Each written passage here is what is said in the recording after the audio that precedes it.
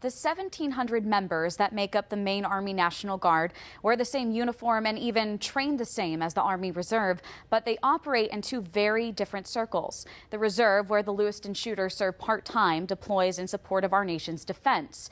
Meanwhile, the National Guard serves as an asset to the state under the direction of the governor. Sometimes these two worlds cross paths, like the night of the mass shooting.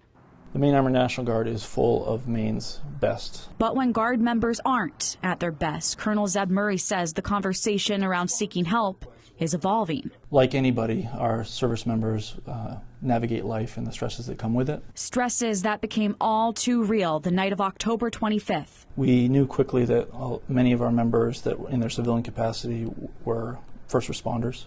We knew that we had family members of soldiers that were present at the bowling alley. And we also knew after that several of our members had lost close personal friends. So we ensured that we connected those service members with resources to help create a long-term care plan for their recovery. A soldier's mental health check doesn't just treat those affected by trauma, but also identifies those who may be at risk of causing it. Documents obtained by the I-Team not long after the shootings revealed the Lewiston shooter had shown warning signs during his annual training at Camp Smith in New York.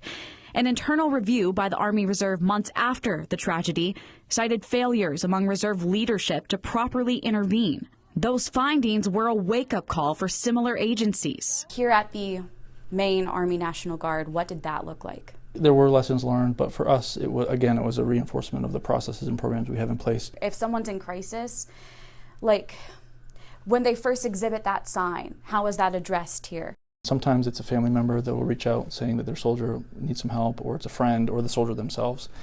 And whenever that happens, we will dispatch somebody to attend to that soldier. Murray says the National Guard is more self-sufficient than the Reserves, with on-site resources like a medical readiness unit. Well, we have immediate ability to control access to firearms in the Maine Army National Guard.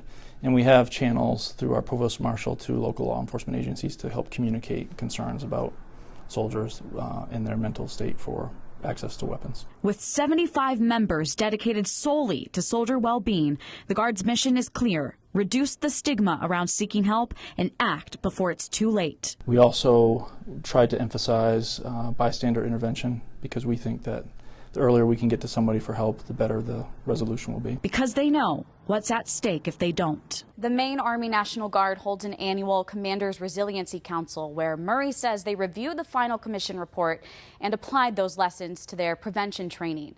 As for the Army Reserves, while they haven't responded to our repeated interview requests, we know they disciplined 3 officers for failing to act on their training and are now working to update policies within their behavioral health structure.